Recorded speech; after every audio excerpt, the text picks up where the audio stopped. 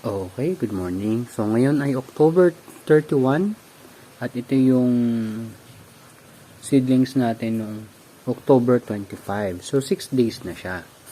So may maganda tayong matututunan dito sa pagkakamali ko siguro, which is hindi ko pa alam kung anong root cause. Pero meron akong mga hinala.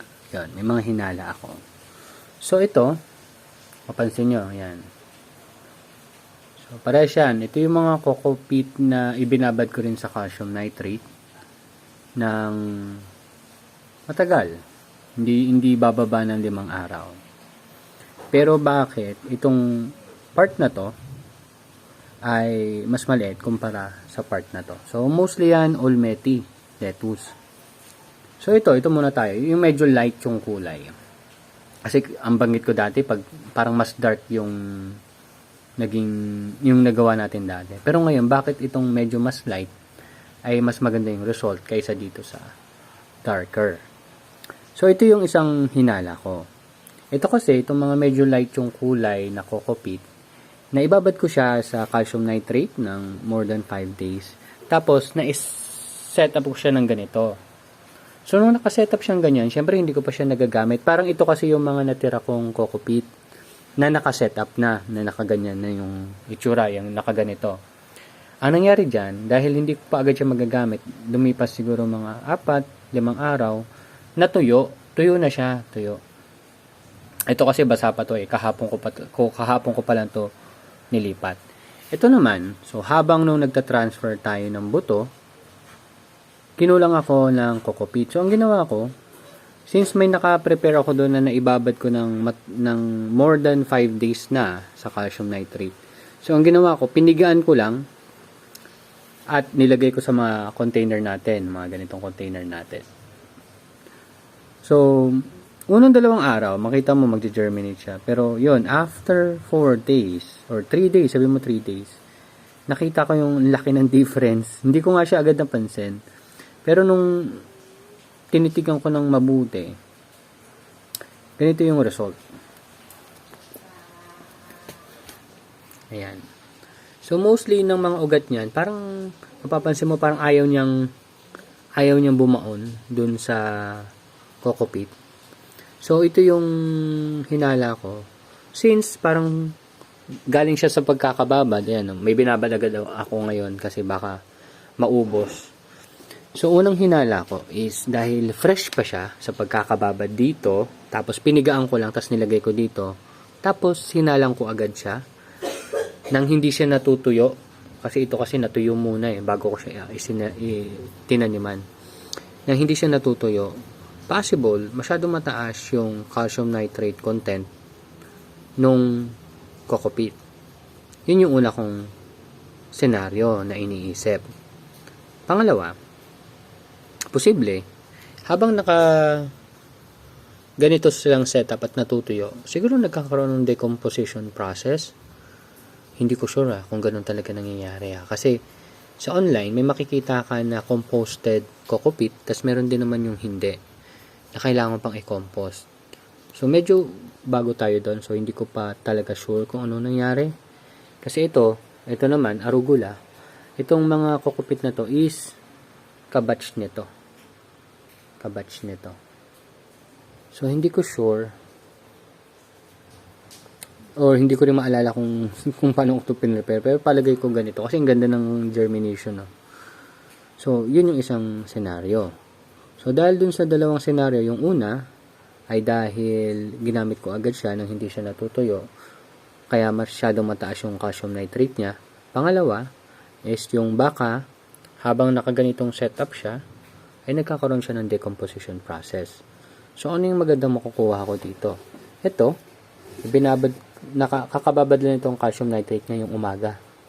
So, kung mapuprove ko na, kasi diba dati nabanggit ko, dapat more than 5 days. Kung magagawa natin siyang gamitin within 2 days, siguro kukuha ko ng konting sample. Magsasample lang tayo ng 8 ganitong container. Kukuha lang tayo dito after 2 days. Then, ang gagawin natin, ipapatuyo natin siya. Yan, i-set ko na siya ng ganito. Then, sa susunod kong transfer, which is next Friday, ay tataniman natin siya. So, ano yung mapuprove natin doon?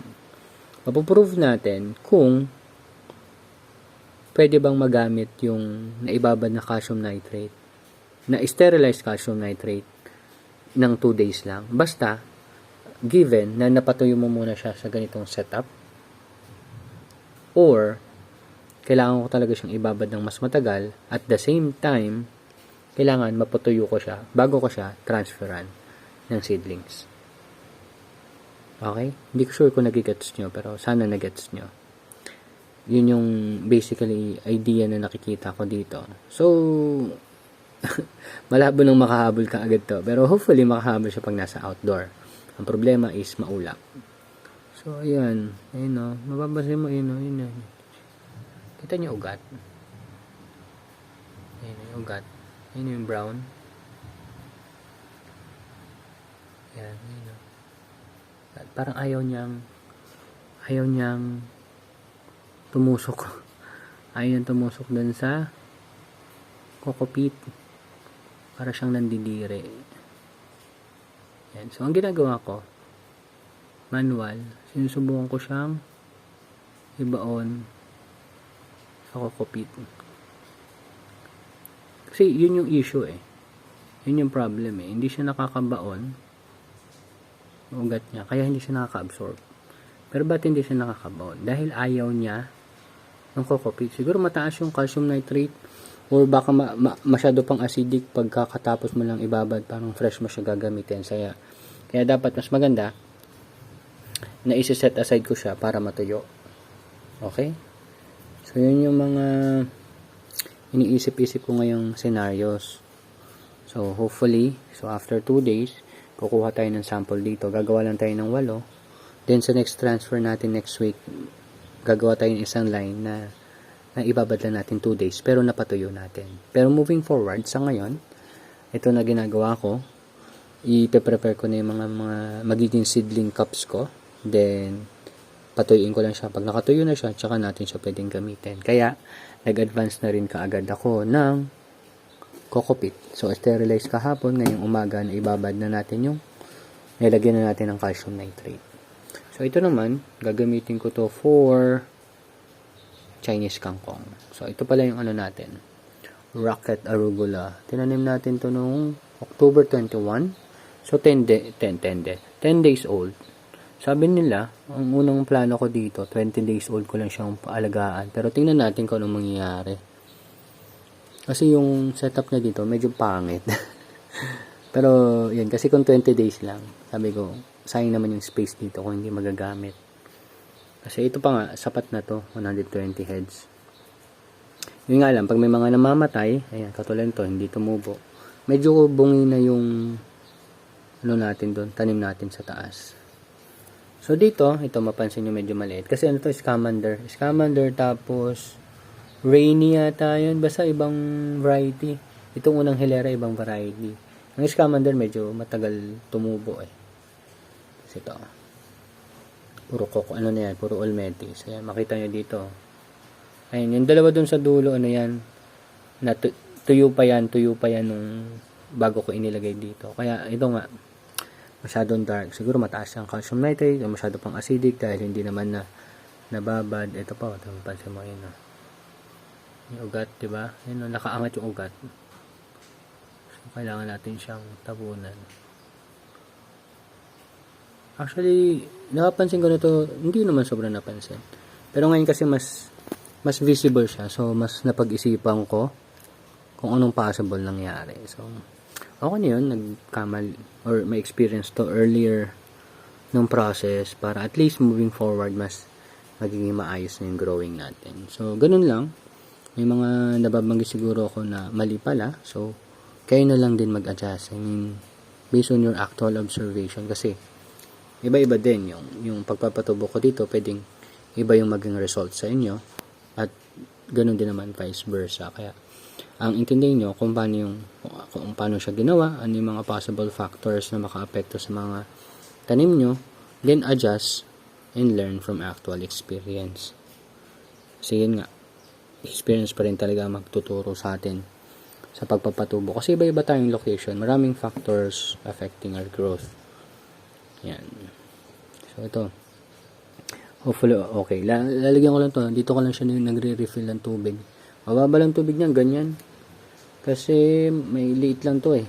Parang sagad-sagad sa ilalim. Tapos, ayan. Okay, so yun lang. Nagkaroon lang tayo ng medyo tagal-tagal na discussion dito sa indoor nursery natin. So, ayan. Balik na natin siya.